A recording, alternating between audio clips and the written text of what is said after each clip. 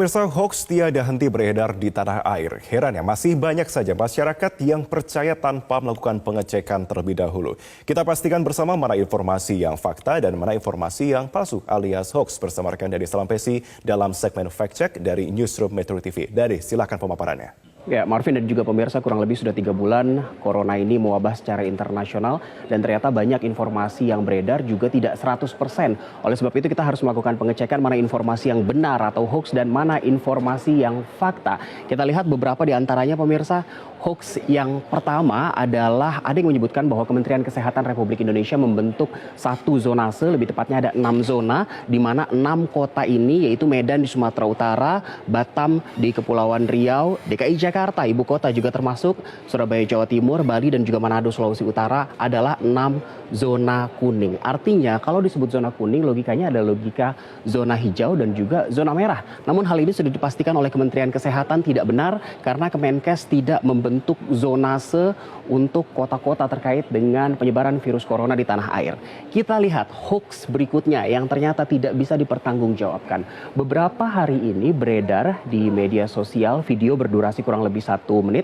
Ada perempuan yang menggunakan tisu basah dimodifikasi begitu menjadi pengganti masker. Ini menyikapi mulai langkanya peredaran masker di pertokoan dan ternyata ini adalah informasi yang salah pemirsa. Ini masuk dalam kategori konten palsu karena tidak bisa dipertanggungjawabkan dan faktanya adalah kandungan alkohol di tisu basah hanya bisa membersihkan area kulit. Bahkan ini bisa menjadi berbahaya jika digunakan sebagai masker karena penggunaan tisu basah sebagai masker justru mempermudah partikel di udara menempel di tisu basah yang ada di masker tersebut pemirsa. Jadi pastikan Anda lebih kritis dalam menyikapi informasi dan mempraktekkan informasi yang menganjurkan Anda untuk melakukan suatu hal dan masih ada informasi salah lainnya terkait dengan hoax corona ini pemirsa. Ada yang menyebutkan bahwa menurut rekomendasi dari salah satu dokter di Jepang, Anda bisa melakukan cara deteksi corona dalam 10 detik saja. Bayangkan hanya 10 detik. Dan ternyata ini adalah informasi yang lagi-lagi salah,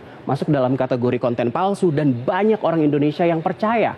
Karena nyatanya sesuai dengan rujukan dari WHO dan dipraktekkan juga di Indonesia bahwa Indonesia untuk menentukan satu kasus positif corona menggunakan PCR, polymerase chain reaction, dan ini membutuhkan waktu sampai berjam-jam, lebih tepatnya sampai 12 jam penelitian. Pastikan Anda berpikir dengan lebih cerdas dan kritis dan 3 ini bukan yang terakhir karena ternyata ada yang lebih parah, ada yang membuat informasi palsu bahwa jemaah umroh kita yang akan beribadah ke Tanah Suci dipulangkan. Beredar di akun Facebook Ray Chandra beberapa hari lalu di awal bulan Maret 2020 yang menyebutkan bahwa ada 280 jemaah umroh Indonesia, lebih tepatnya dari Makassar, Sulawesi Selatan dan Palembang, Sumatera Selatan yang berangkat ke Arab Saudi namun dipulangkan. Karena dari 280 jemaah umroh itu, di dalam pesawat ada 18 jemaah yang dinyatakan positif terinfeksi virus corona. Disebutkan sekarang mereka semua satu pesawat tidak diizinkan masuk Saudi, harus dibawa pulang ke Indonesia. Ini adalah hoax, kita lihat faktanya. Informasi ini sudah dikonfirmasi oleh Kementerian Agama dan juga Konjen Republik Indonesia di Jeddah Arab Saudi bahwa sejauh ini tidak ada pemulangan jemaah umroh Indonesia kembali ke tanah air. Dan ini masuk dalam kategori informasi false context karena di video yang beredar betul ada kejadian seperti itu, namun konteks atau caption dari cuitan di Facebook tersebut salah alias palsu pemirsa.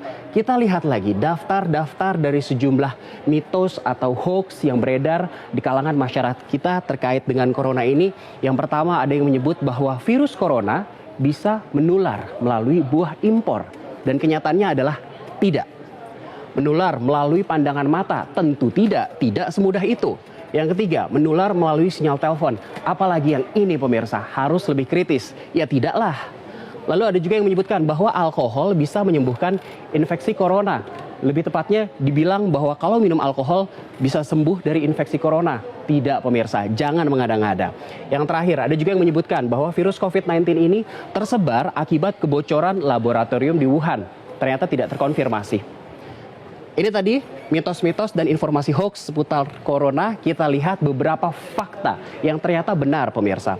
Yang pertama, pada suhu terbuka atau udara terbuka, virus dapat mati dengan alkohol. Yes, virus dalam skala umum atau dalam konteks umum bisa mati dengan alkohol. Yang kedua, menular antar manusia. Betul, tapi melalui kontak langsung atau droplets, tetesan, liur, batuk, bersin. Sehingga Anda harus menjaga etika bersin dengan menutup mulut pada saat bersin.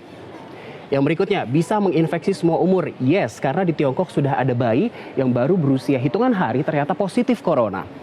Berikutnya, daya tahan tubuh yang baik bisa mencegah infeksi corona. Sangat betul, dan hal ini juga sudah ditegaskan oleh pemerintah kita berkali-kali bahwa daya tahan tubuh atau imun yang baik bisa mencegah kita dari corona.